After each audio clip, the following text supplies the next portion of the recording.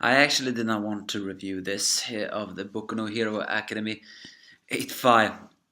The suspense is just keep on getting exciting, but the great amount of despair in this manga, especially last week episode where there's a foreshadowing that the heroes are all gonna die, was extremely heart-wrenching to see, and this still makes it.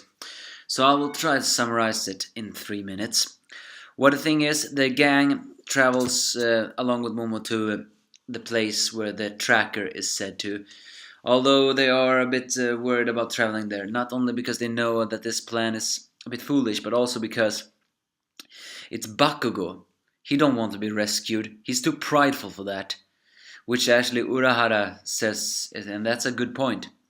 The last words he said to Deku was, "Stay back, Deku." It was not for to don't get caught, Deku, but it was because stay out of my way, Deku. So yeah, that guy just keep him. Sorry about that. That guy just keeps on getting on my nerves.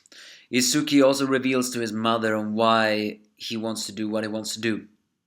This is also a flaw. I've always liked Izuki's Deku's character, but now I think he is falling, not as a bad hero, but he is falling down on the path of breaking.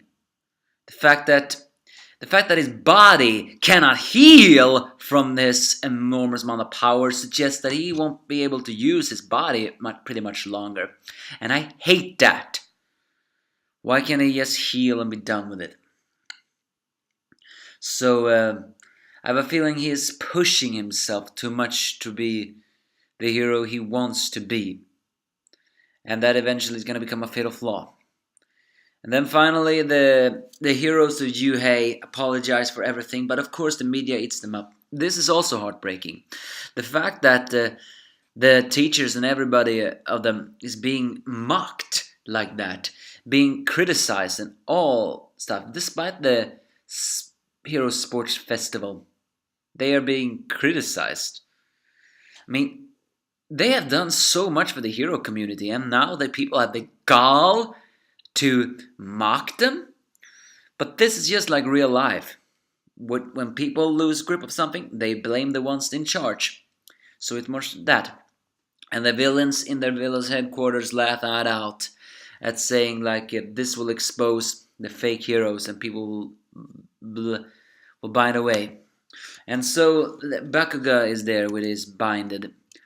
And well, the acid hands reveals that he is that he wants to scout him out because Bakugou has a I just need to win mentality, which is very similar to the other villains. But so he says that they need to be and he also so they want to free him. Of course, the other villains protest a little bit, but eventually they do free him by saying like everyone, by saying that heroes are shackled by them. But it's of course then that Bakugou does a counterattack and blows off the mask hand on Shiraku's face. Of course, summarizing that he didn't listen and understand anything, but we want to make people hate us, so please join us, right? Because in the end, as we know it, I hate Bakugou and his character, because in the end he's gonna go down the wrong path. But the strange thing is, he is inspired by All Might, the greatest hero of them all. But not because he's the greatest hero of them all, because All Might never loses. And Bakugou never want to lose too. So the thing is, when he says, "I've been won over by the way All Might looks when he wins," this seems to suggest that he doesn't want to join the villains. Even though, in a translation, I thought he was supposed to say his dream was to surpass All Might. He did say he was going to surpass All Might.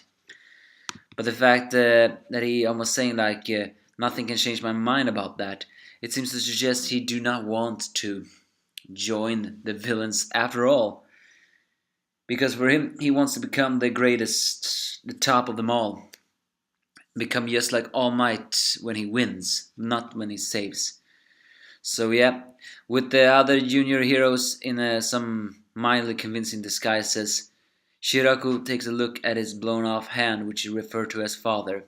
Given to the fact how his acid powers was created, could there have been that he by mistake killed his family, and that hand is his father?